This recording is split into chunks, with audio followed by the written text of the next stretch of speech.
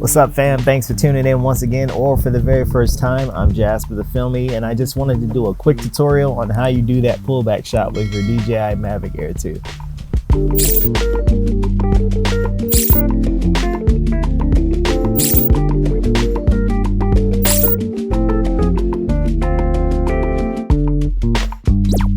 What's up, fam? Jasper the Filmy here. Make sure you stay towards the end of this video because I have a special bonus editing tip I would like to show you guys. How I made that shot come out that way without using any neutral density filter whatsoever. You might want to check it out, so stay towards the end.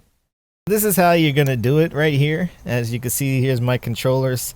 A little tricked out because I got a wrap for it, and I actually made a video on me putting the wraps on there, so if you want to see that video, just click the link. But anyway, this is going to be the part obviously where you control the altitude, increase and decrease, and this is going to be where you control the direction. So this is going to be back, that's going to be forward. So pretty much all you got to do if you just want to ascend, you just pull this guy in a little bit down like that, and you pull this guy back a little bit like that, and then that will actually make it descend.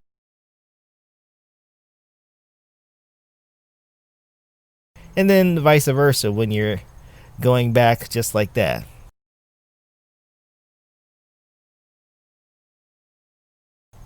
Like I said, it's a really simple move at all times. Now I will tell you, you may want to have your camera pitched down at 45 degrees because you want it to kind of be sloped down a little bit to give that triangle, equilateral triangle experience like what you see on some of the early 90s intros. We've seen that intro in pretty much every 90s movie and 90s television. So, but I actually did a video using that as the intro to the video as well. So if you want to see that video of how it looks in the end, I've also added the link so you can check it out. Alright guys, so here we go. So this is the bonus part showing you guys what I did in the edit for that shot. Like I said, I did not have any neutral density filter whatsoever. Real quickly run through that sequence real quick. You guys saw it in the beginning, and I'm pretty sure you guys may have guessed what I did just now just by looking at the edit, but I'm gonna walk you guys through it if you didn't pick up what I did for the most part. So anyway, so let's go back.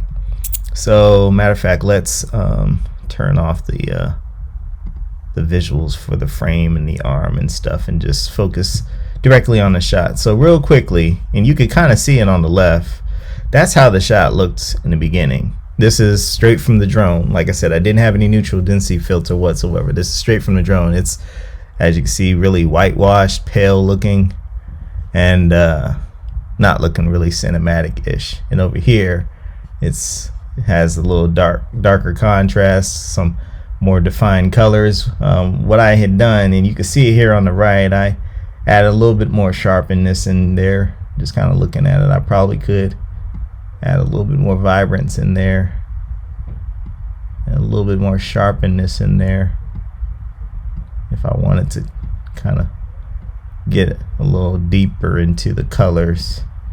And this is my contrast here. I boosted it down a little bit so that I can get some of those colors that were white out in there. That's the beauty of shooting in RAW on this drone, is you can save a lot of colors. So there you have it. That's this and that's that. Pretty self-explanatory. You can actually save those numbers if you want to.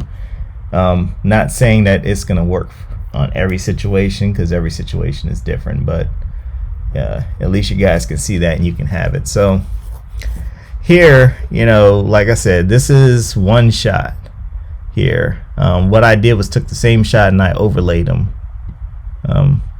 So like here, matter of fact, I did this so that I can save the colors, and then I had my second shot with pretty much the same original settings right here, so that when it got down to me sitting on the step, you can see me. Because matter of fact, I'll mute this out. So let's matter of fact, let's just do this. So oops, wrong one. So let's do this. We're gonna mute out oops, those visuals, and you guys are just gonna, you guys. All right, so here we go. So what we're gonna do is we're gonna mute out those visuals, and you guys are gonna just see what it would look like without the second shot overlaid. So looking so far so good, right? You know, all contrasted and good. But when we get down here, you know, it's really dark. Yeah, and that's a no-fly zone. So literally, I overlaid the second shot, so when it got down there, yeah, there would be a slight boost, and you can kind of notice it a little bit, but you don't really 100% notice it. Like, as a matter of fact, it's kind of, I like it kind of to be that little misty, ghosty thing, kind of zooming in real quick. So literally, that's how that kind of played out right there. And you can even play with that. That's a cross dissolve transition, basic one. Matter of fact, it's at 1 second. I could even make that into a 1/5 of a second, and then it wouldn't be much noticed, but it actually did kind of was noticed more. It just looked like somebody turned on the light, which is why I kind of set it at 1 second to kind of have a creative effect to it. But you can make it even longer. Like, let's say we want to have it like at 4 seconds. That's gonna really look like something off of Insidious there. So like literally, yeah, that's gonna really look like, you know, boom, bam.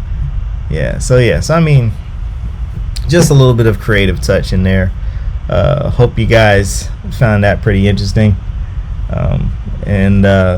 Yeah, but definitely, just looking back over this, you can see just the night and day difference of the footage. So yeah, that's how I did it. But that's really all it is, guys. If you have any questions, definitely put them in the box. I'll be glad to answer those questions for you. Hope you did like this video. If you do like it, I would definitely encourage you to hit that like button, subscribe to this channel, and definitely hit the notification bell, because there's some great things coming and I want you to be a part of it.